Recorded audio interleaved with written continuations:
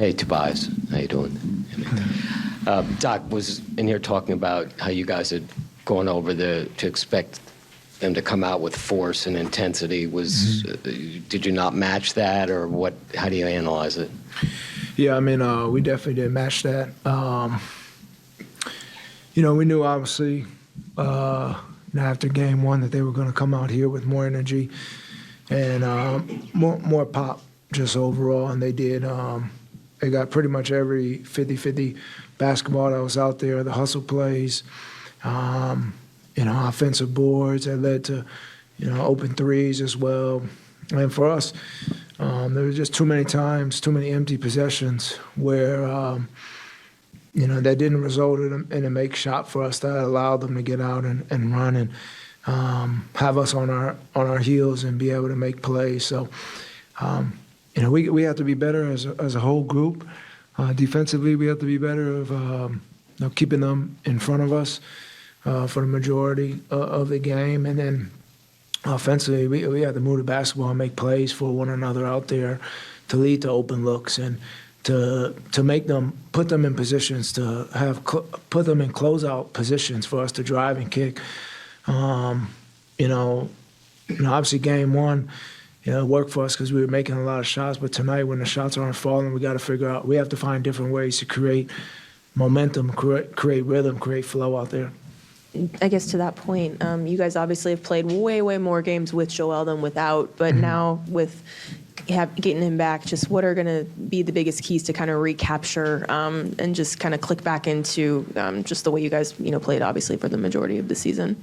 Yeah, I mean, it's only been like 2 games without him. So, we obviously, it's not like we haven't played, half a season without him. So, it's just us figuring out ways to get him in his spots to be dominant out there. And for him as well, just, getting the rhythm, getting comfortable out there on the floor to make his plays and play his game how he does. Obviously, they're showing different schemes defensively versus him, but we definitely got to get him going early in the game and see how they're playing and just fuel off of that. If they want to double team him, swing and get downhill, create some open looks for us as a whole group. But we'll adjust and make adjustments for game 3 and be ready to get a victory.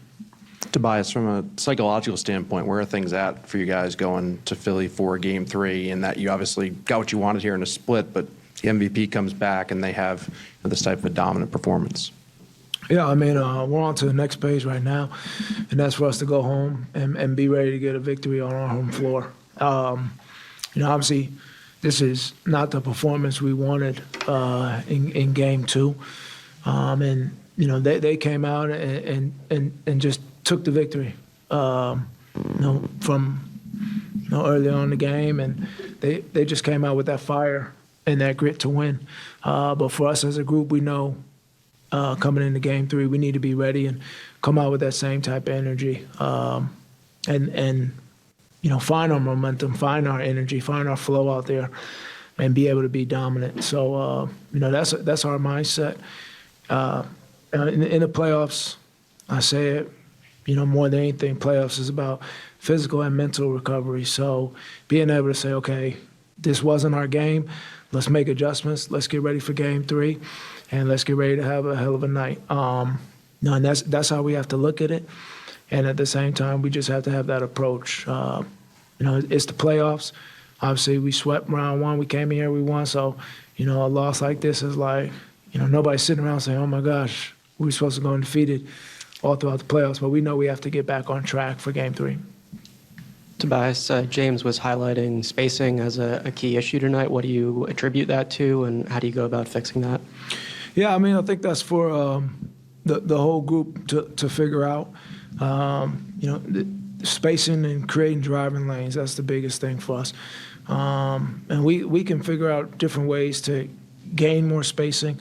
I think obviously that starts with getting stops and getting out and running and creating, allowing us to push the pace out there. And then outside of that, just getting that ball hopping around, moving. And, that creates other defenders out there to be able to figure out how they want to play. Are they switching? Are they, showing? Whatever it may be. So, it's a full effort on the spacing front, but we do have to be able to, figure out who has the ball, who has a mismatch, and how that person can get downhill and create plays for other guys. Tobias, I'm just curious, how did you think Joel looked, and how close was he to the guy that, has dominated this league and won the MVP this year? No, I thought, obviously he was, he's battling and coming back from an injury. So, it's hard to I'm not making excuses for him, but, playoffs, second round, intensity, physicality, ups, all those things keep up. And for him, I think, he got out there and was just trying to really feel himself out there and see, what felt right for him. Obviously, he's not 100%, but at the end of the day, he's out there and he's giving his all, and that's all we can ask for. And, Game 3, I think he'll have even more of a comfort level out there, and you'll see him be as dominant as he can be. All right, guys.